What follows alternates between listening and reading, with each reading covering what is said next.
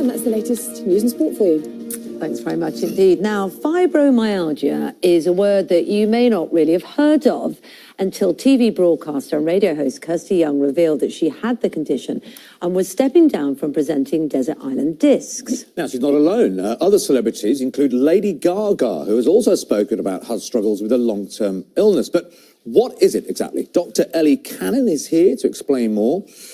Ellie, just explain this to us, because a lot of us, won't have heard about this last time when we heard the news about Kirsty Young. Yeah, I think it is a condition most people haven't heard of, but it's actually surprisingly common. So for a GP like me, we have a lot of patients with it. It's really a pain condition. So people with fibromyalgia feel pain a lot of the time when they don't have an injury or they don't have any swelling. They feel pain all over the body. It comes with a lot of tiredness. So someone with fibromyalgia will talk about the fatigue they suffer.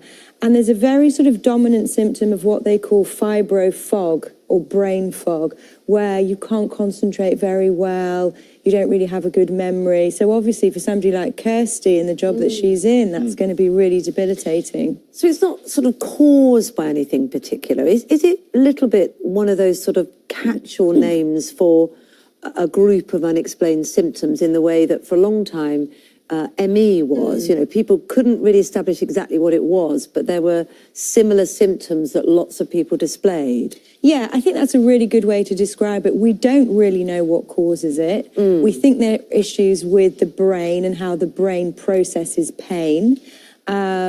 We don't really know actually how to treat it very well either, which is terribly frustrating for patients. And I think it is difficult, very similar to ME, where people don't really have a diagnostic test. It's not like you can come into my surgery and have a blood test and be told, yeah, this is what it is. It's, as you say, that collection of symptoms. It seems to be fibromyalgia. So what advice do you give to people once you've diagnosed it then?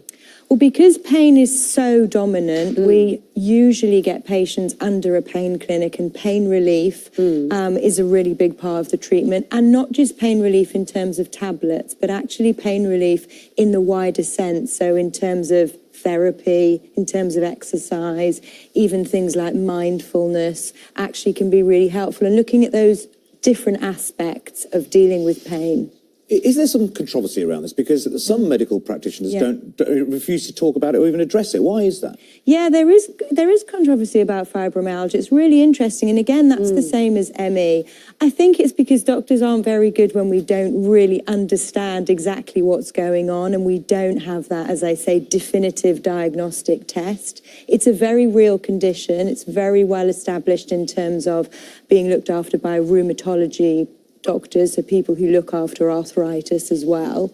I think it must be very frustrating, and it must be very frustrating for somebody like Kirsty, who's used to being very busy and very active. So for someone like Kirsty, would she have any idea of how quickly she might be able to return to work? I mean, is it just sort of indefinite, or it could be at any time? No, and I think that's one of also the very depressing parts of it, that actually it's what we call relapsing and remitting. So it comes and it goes, and it may be a few months, it may be just a few weeks. Some people, unfortunately, suffer for years.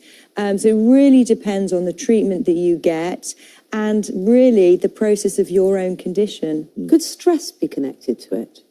Very much. There's definitely a psychological component. Now, that doesn't mean that it's sort of, in somebody's head. No. But certainly people with fibromyalgia will say this was triggered by an episode of stress or a traumatic event, in the same way a lot of medical conditions can be. Okay, Dr. Ellie Cannon, thank you very much. Thank you. And wishing Kirsty Young a speedy recovery, and anybody else who's suffering as well. Now next, and